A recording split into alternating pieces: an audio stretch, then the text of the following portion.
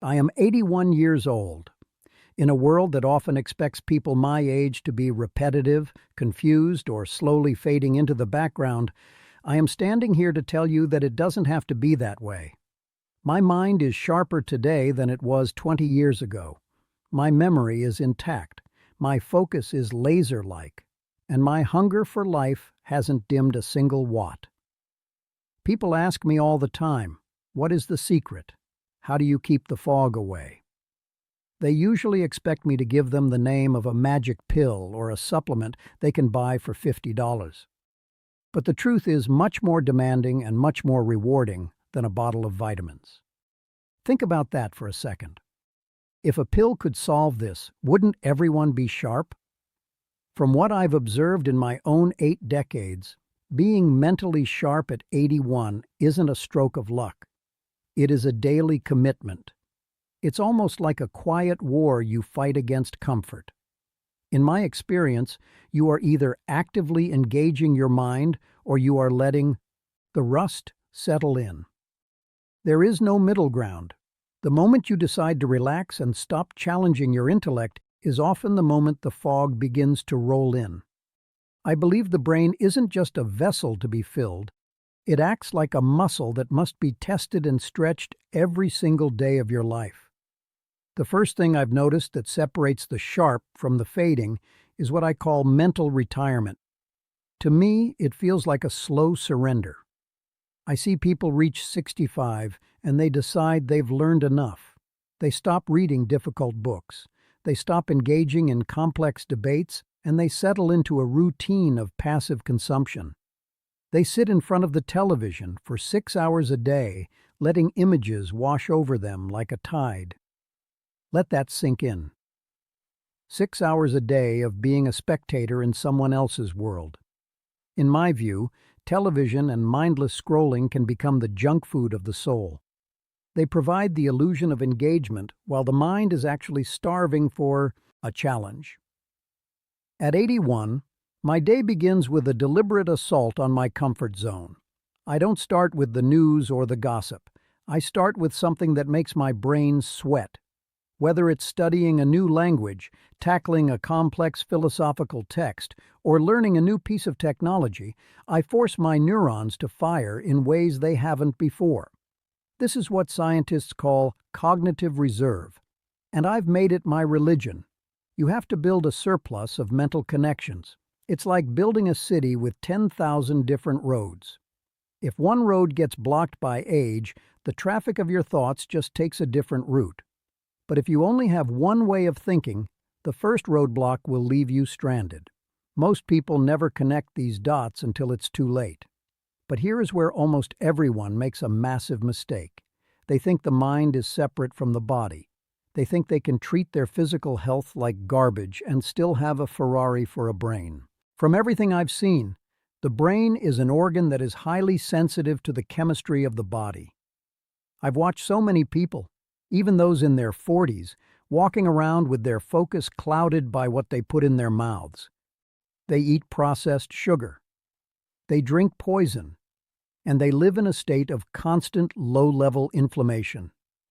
Now, I'm not a doctor, but in my 81 years, I've come to see inflammation as the rust of the mind. It slows down the electrical signals. It creates that heavy fog that everyone complains about. I treat my body like a high-performance laboratory because I want my mind to stay clear. I don't eat for pleasure alone anymore. I eat for clarity. When you keep your system clean, your brain rewards you with speed. I suspect that a lot of what people call aging is actually just a lifetime of bad fuel finally catching up with the engine. If you want to be sharp at 81, you have to stop treating your body like a garbage. Disposal today. The clarity I have now was earned by the discipline I practiced 30 years ago.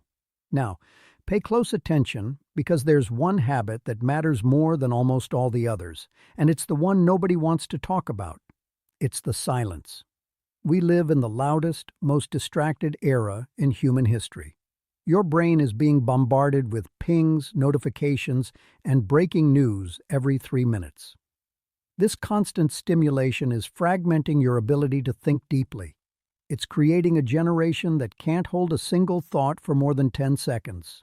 At 81, I guard my focus with a ferocity that some people find strange. I spend hours every day in total silence. No music, no podcasts, no chatter. Silence is like the rinse cycle for your thoughts. It's where your brain organizes information, discards the trash, and creates the deep connections required for wisdom. If you can't sit alone in a room for an hour with nothing but your own mind, you are losing the battle for your cognitive health. You are becoming a reactive animal instead of a thinking human being. I practice the art of deep work every single day, forcing my mind to stay on one single difficult task for long stretches of time. That is how you keep the wiring strong. But as much as I value silence, I've also learned that social isolation is a silent killer of the intellect. They say that loneliness is as lethal as smoking, but for the mind, I believe it's even worse.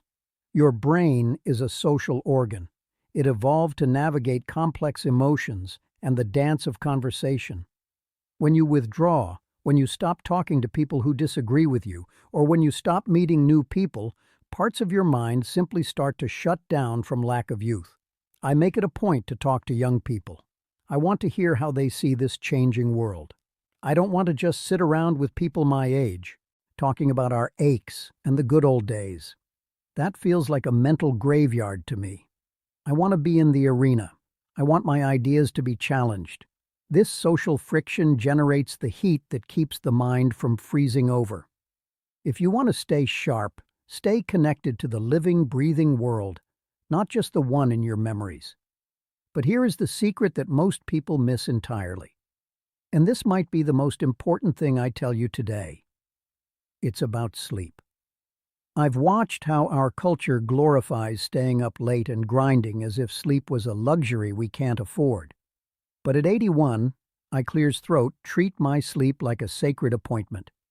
Science tells us that when we sleep, the brain has a cleaning system that flushes out waste. I like to think of it as a nightly brainwash.